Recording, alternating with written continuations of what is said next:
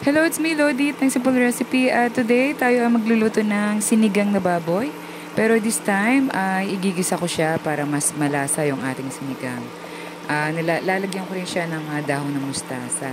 Bali, baboy nito ay ipinakulo ko na, pinalambot ko na siya kanina. Sinet aside ko lang. Ngayon, magsalang tayo ng isang lalagyanan, isang pan, at igisa natin yung bawang. Naglagay na ako ng mantika kanina. At pagkatapos, haluluin lang natin siya. At isusunod na rin natin yung yung sibuyas. Bali yung ginamit kong sibuyas dito ay isang medium size na sibuyas.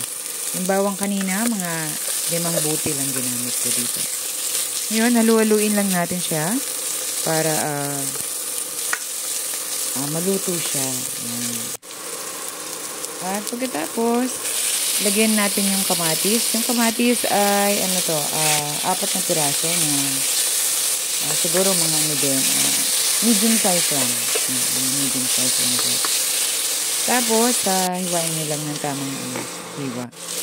At ngayon, ganyan ang gawin natin para lumabas yung katas ng ating kamatis. Para pag ilagyan natin ng sabaw, ay kasama siya medyo may yellow yung ating sabaw niya. Ngayon, lagyan natin yung baboy na pinakuluan ko. Yan. Huwag din itatapon yung tubig na pinakuluan at ilalagay din natin ito later on. Ayan, takpan lang natin. At pagkatapos, ngayon, ilagay natin yung sinigang mix. Sinigang mix ang ginamit ko dito. Bali yung isang malaking sinigang mix, sinati ko siya.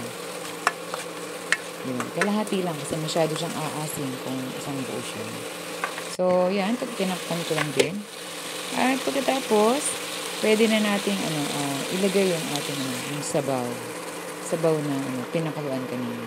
Yan, tignan nyo yung sabaw, ang ganda. Ang gandang tingnan at parang malinom-nom tingnan kasi yung sabaw niya, yellow. Dahil yan sa kamatis. Yan. Mahilig ako sa kamatis kaya sa tuwing magluluto ako talagang lagi ako may kamatis.